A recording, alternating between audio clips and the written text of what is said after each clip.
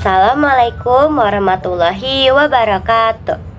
Ni hao semuanya, ni hao lause. Perkenalkan, nama saya Sina Arla Aurelia dari kelas 11-9, absen 35.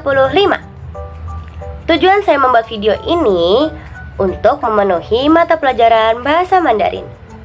Jadi, yang pertama kita akan membahas mengenai Hari Raya Cina.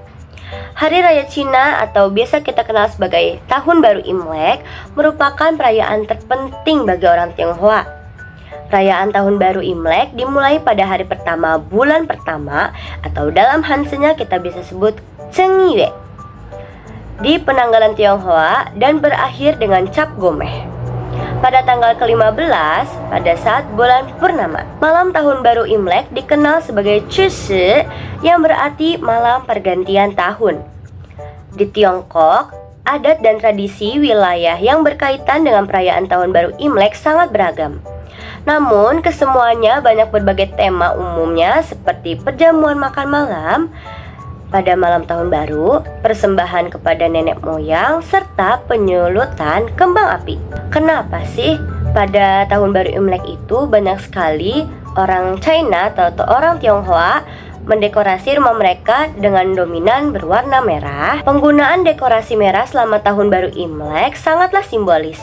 Misalnya lentera merah dipercaya dapat mengusir roh dan jimat dan membawa keberuntungan. Lalu guntingan kertas merah yang rumit yang dikenal sebagai cunlian menghiasi pintu dengan frasa yang menyampaikan berkah, kebahagiaan, dan juga kemakmuran.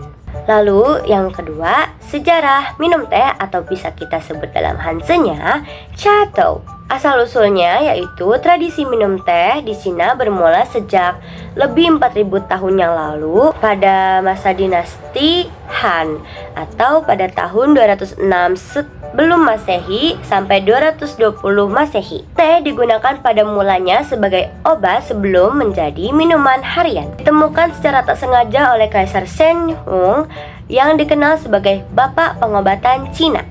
Saat itu, sang kaisar tidak sengaja menemukan teh ketika daun teh dari pohon liar jatuh ke dalam air panas yang diminum. Sejak saat itu, teh dimulai dikonsumsi sebagai minuman kesehatan dan ritual. Tradisi minum teh berkembang pesat selama dinasti Tang atau pada tahun 618 sampai 907 Masehi dan menjadi simbol keramahan, kesopanan, dan juga status sosial di Cina. Para bangsawan cendekiawan mengadakan upacara minum teh yang rumit.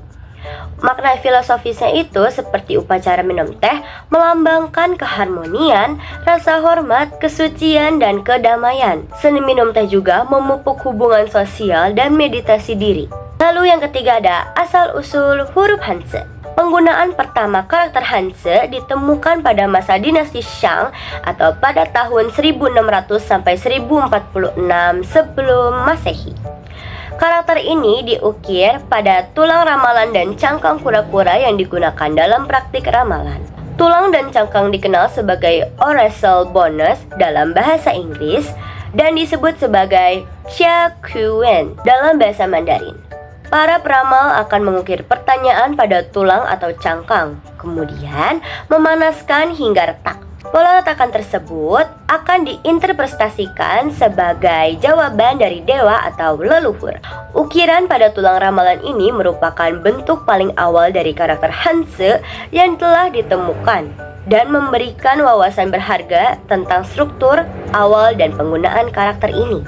Lalu yang keempat ada pentingnya belajar bahasa Mandarin. Kenapa sih bahasa Mandarin itu sangat penting pada masa-masa sekarang? Karena penguasaan pada bahasa globalnya itu, Mandarin adalah bahasa dengan jumlah penutur terbanyak di dunia. Wow, keren banget ya. Bisa juga lebih dari 1,2 bilion orang yang menguasainya. Kesempatan ekonominya itu adalah Cina adalah ekonomi kedua terbesar di dunia. Jadi, menguasai bahasa Mandarin juga memberikan kelebihan dalam perniagaan, perdagangan, dan juga diplomasi. Pemahaman budayanya juga, bahasa Mandarin membawa pemahaman mendalam terhadap budaya Cina yang kaya dengan tradisi dan falsafah. Peluang pendidikannya juga sangatlah besar. Banyak institusi antar bangsa dan syarikat menghargai bilingualisme terutama dalam Mandarin. untuk pasaran yang berkaitan dengan Cina. Belajar Hanse dari nada Mandarin membantu meningkatkan memori, kreativitas, dan juga pemikiran analitis. Sekian dari saya, mohon maaf bila ada salah kata. Wassalamualaikum warahmatullahi wabarakatuh.